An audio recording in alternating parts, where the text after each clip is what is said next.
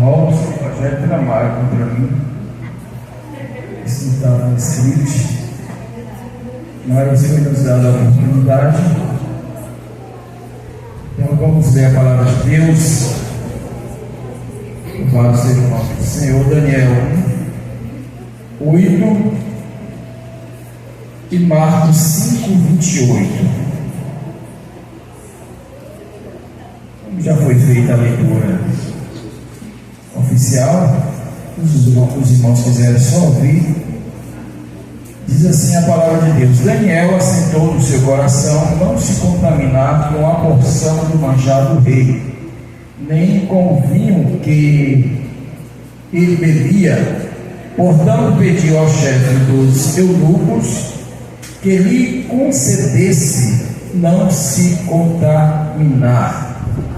Aí Marcos 5:28, porque dizia: se tão somente tocar nas suas vestes, sararei. Louvado seja o nome de Jesus. Meus irmãos, aqui nós vemos dois textos distintos, mas com algumas semelhanças. Daniel, os irmãos bem conhecem, que foi levado ali à Babilônia e foi escolhido, entre os mais moços, pela sua força, seu conhecimento, porque era proveitoso ao reino. Ele tinha características que serviam ao rei da Babilônia. Por esse motivo ele foi escolhido. Mas chegando ali, Daniel era um jovem, mas era um jovem que conhecia o Deus de Israel. Não só ele, mas a história nos leva a crer que os jovens de Israel, eles tinham conhecimento do Deus de Israel, porque era ensinado desde a infância. E ele foi para ali, e chegando ali, a Bíblia diz que ele assentou no seu coração. Ele propôs no seu coração não se contaminar com o manjar do rei, com as comidas que eram oferecidas ali, o banquete do rei, e que também era oferecido aos seus deuses. O versículo que nós vemos em Marcos, a Bíblia diz que aquela mulher ouviu falar de Jesus. Daniel conhecia Deus e por isso ele propôs a si mesmo. A proposta dele não foi com os outros, o negócio dele foi com ele mesmo, de não se contaminar, porque ele conhecia Deus. O texto de Marcos diz que a mulher, ouvindo falar de Jesus, ou seja, ela tomou conhecimento de quem era Jesus e o que Jesus poderia fazer. E aí diz que ela falou que se tão somente tocasse nas suas vestes, ela sararia. Então nós observamos que há dois propósitos, duas pessoas, tempos diferentes, características diferentes, contextos diferentes, mas aqui nós vemos dois propósitos. Um propósito em benefício próprio, quando aquela mulher diz que se ela tocasse, ela sararia, era um propósito pessoal, benefício pessoal, físico. O propósito de Daniel era um propósito também pessoal, porque ele se resguardava da contaminação, da idolatria, mas principalmente um propósito de agradar a Deus. Irmãos, na nossa vida, nós não chegamos a lugar nenhum se não tivermos propósito. Nós não vamos sair do lugar se a gente não estabelecer propósitos nas nossas vidas. Muitas vezes nós vivemos uma vida regalada, descontrolada, e nós não estabelecemos propósitos. Quando nós queremos adquirir uma casa, um carro, um bem material, nós estabelecemos um propósito para conseguir aquilo. Muitas vezes nós trabalhamos, às vezes trabalhamos até a mais, porque muitas vezes o que a gente ganha não dá. E a gente coloca aquele propósito, às vezes a gente estabelece até um prazo. Às vezes a gente vai no banco para ver se é aprovado o financiamento. Às vezes a gente recorre ao cartão de crédito, mas a gente alcança aquele propósito na maioria das vezes. Mas não pode ficar só aí. Principalmente no que diz respeito a servir a Deus, nós precisamos estabelecer propósitos. Nós precisamos estabelecer propósitos para não se contaminar e, consequentemente, agradar a Deus. Porque se a gente não estabelecer propósitos, irmãos, a gente se perde. A gente serve a Deus de maneira aleatória, quando dá, quando pode, no dia que pode, no dia que tem folga, no dia que está descansado. E eu entendo que servir a Deus demanda de nós esforço, demanda de nós compromisso. E para cumprir os nossos compromissos requer de nós propósito. A Bíblia diz que Daniel assentou no seu coração não se contaminar. Ele propôs: olha, eu não vou me contaminar. Eu estou aqui, estou no cativeiro, estou fora da minha pátria, mas o Deus que está comigo, o Deus que eu servia lá, o Deus que eu procurava agradar lá, é o mesmo que eu vou agradar aqui. O ambiente não muda Deus. O ambiente que nós estamos, ou iremos, ou trabalhamos, não muda Deus. Deus é o mesmo em qualquer lugar.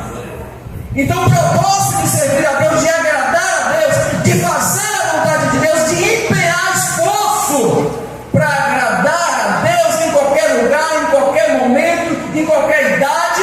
Mas é criança, é adolescente, não entende.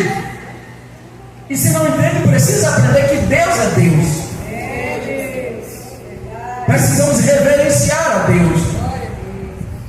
Precisamos entender que Deus é um ser supremo, que Deus não é nosso amiguinho, não é nosso coleguinha. Embora nós vemos nesses dias as pessoas banalizando a Deus, mas a Bíblia diz que Ele é terrível em suas obras. Deus precisa ser temido, respeitado, obedecido. Nós precisamos entender de fato quem é Deus. Mas Ele também é um Deus amoroso, poderoso em perdoar. É um Deus que deu seu Filho para nos salvar. Mas não é porque Ele é um Deus de amor que Ele é nosso amiguinho, que a gente troca figurinha. Ele é poderoso. E quando nós colocamos em nosso coração, quando nós colocamos um propósito de agradar a Deus, o único a ganhar somos nós, porque Deus é Deus. Independente de eu servir, de eu obedecer, de eu fazer alguma coisa por Ele, Ele vai continuar sendo Deus. O único beneficiado quando se coloca um propósito de servir, de agradar o homem, o único que vai ganhar é o homem. Porque de Deus não se tira nada, de Deus não se faz falta. Mas quando nós colocamos o propósito de agradar a Deus, de servir a Deus, a gente é que ganha. Esse dia eu estava até comentando sobre esse texto, e a gente sabe que legume é saudável, né? Fruta é saudável, mas eu quero dar glória para Deus aqui. Eu quero dizer que não foram os legumes, os frutos que Daniel estava comendo que lhe propôs a aparência, mas eu quero dar glória para Deus e dizer que foi Deus sim, porque Ele propôs, Ele aceitou no seu coração não se contaminar. Eu quero dar glória para Deus, porque foi Deus que fez isso, porque Ele propôs, porque Ele não quis se contaminar.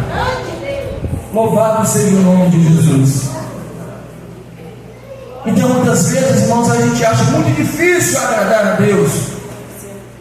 A gente acha muito difícil fazer a vontade de Deus. E para nós não é fácil.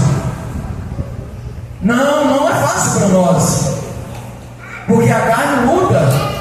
A carne está em todo instante nos levando para baixo, nos levando para o pecado. Mas nós temos algo suficiente, algo que é poderoso. Quando Jesus está prestes a ser assunto ao céu, Ele diz: olha, eu não vou deixar vocês órfãos, eu não vou deixar vocês à própria sorte, eu não vou deixar vocês sozinhos, mas eu rogarei ao Pai, e Ele enviará um outro Consolador. E o próprio Jesus diz: eis que eu estarei convosco até a consumação dos séculos, na pessoa do Espírito Santo, nos ajudando, nos fortalecendo, nos capacitando, nos ensinando, intercedendo por nós, orando por nós. Louvado seja o nome de Jesus. E nós precisamos lembrar disso, irmãos, que esse mesmo Espírito está conosco em todos os momentos. Nós precisamos lembrar disso, que esse mesmo Espírito está conosco no banheiro, quando nós estamos tomando banho, quando nós estamos no rio, na piscina, na escola, no trabalho, viajando. Todos os momentos da nossa vida Ele está conosco. Se assim procedermos conforme a sua palavra, Ele está conosco. Ele não está conosco apenas no momento de culto. Ele não está conosco apenas no momento que estamos cantando, que estamos na igreja. Não, Ele está conosco em todos os momentos da nossa vida. Ele está conosco em todos os momentos da nossa vida. Nós precisamos entender isso. Principalmente os mais novos. Você sabia que o Espírito Santo está contigo em todos os momentos? Ele está te vendo, Ele está te observando. Mas o propósito dele é ajudar. É ajudar. Não é te condenar. É ajudar. É te alertar. É te consolar. É te fortalecer. É te alegrar. Mas sobre desta que revelou o morro,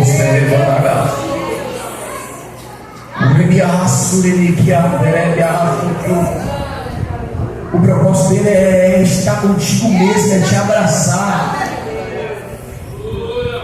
Não é condenar pelo seu erro, pelo meu erro. Pelo contrário, é nos alertar para não cairmos nos erros, é nos proteger muitas vezes de nós mesmos. Proteger de nós mesmos, dos nossos desejos, das nossas vontades. Pense aí aquele jovem moço no palácio do rei. Ele tinha tudo para se beneficiar disso. Ele tinha tudo. Quem sabe falar com os amigos, com os colegas: olha, eu estou lá no palácio do rei. Tu me via lá em Israel, agora aqui eu tenho valor. Quantos jovens não têm saído da igreja porque não se dizem não ser valorizados? Quantos desviados estão cantando nas bandas dos bares do mundo porque eles dizem que não são valorizados na igreja? Para que maior valor, irmãos, do que Jesus morrer por nós? Qual o maior valor que nós buscamos em Jesus descer, despir da sua glória e se entregar por nós? Que valor mais nós buscamos? E aquele jovem, ele tinha tudo para assim vai descer e está de volta ali na mesa do rei, nos banquetes do rei, e se achando, tirando com seus colegas. Mas a Bíblia diz que ele assentou no seu coração não se contaminar com a porção do manjar do rei, nem com vinho, nem com a bebida. Portanto, pediu ao chefe e ao eunuco que eles concedessem não se contaminar. Isso aqui é propósito. Isso aqui é propósito. A palavra de Deus diz que Elias era um homem sujeito às mesmas paixões que nós temos. Elias era um homem de carne e de osso. Elias irava-se, Elias ficava triste, Elias tinha os mesmos sentimentos que nós tínhamos. Mas a Bíblia diz que ele orou para não chover e não choveu. O que nós vemos aqui é propósito de servir a Deus, é propósito de agradar a Deus, é propósito de servir o seu chamado. E nos dias que nós vivemos, irmãos, nós não vamos mais falar de chamado. Deus não chama mais jovem, Deus não chama mais ninguém. As pessoas é que se dão, porque tem muitos aí que não são chamados. E o negócio está ficando tão difícil, tão feio, que está quase que ficando vergonhoso ser um líder de igreja. Muitos estão recuando justamente por isso. Aqueles que têm chamado, que são sinceros, estão recuando por isso. Porque tem uns que se oferecem, não são chamados, são oferecidos e estão bagunçando a coisa. E tem uns que são sinceros, não querem estar no meio. Mas eu quero te dizer nessa noite: escute o chamado de Deus na sua vida, faça a vontade de Deus, olhe para o Cordeiro de Deus, que é o autor e o consumador da nossa fé. Não importa o que está acontecendo com o seu vizinho, não importa o que está acontecendo do seu lado, propõe no seu coração servir e agradar a Deus. Esteja disposto a pagar o preço, esteja disposto a perder a sua vida, se for possível, pela palavra de Deus, pelo Evangelho. Louvado seja o nome de Jesus. Glorificado seja o nome do Senhor. Propósito. Não, a partir de hoje eu vou servir a Deus. Eu vou me empenhar para não negligenciar a minha vida cristã. Eu vou me empenhar para não ser negligente como crente, como servo. Porque essa palavra servo é muito bonita. Eu sirvo a Deus. Eu sirvo a Deus. Como eu sirvo a Deus? Como é que eu sirvo a Deus? Eu estou à disposição de Deus. Marconi está aí? Está não, né? Está trabalhando? Está em plantão, né? Será que nós estamos assim? Quando Deus solicita, Ele não está porque ele é militar e ele tem escala, ele está em plantão.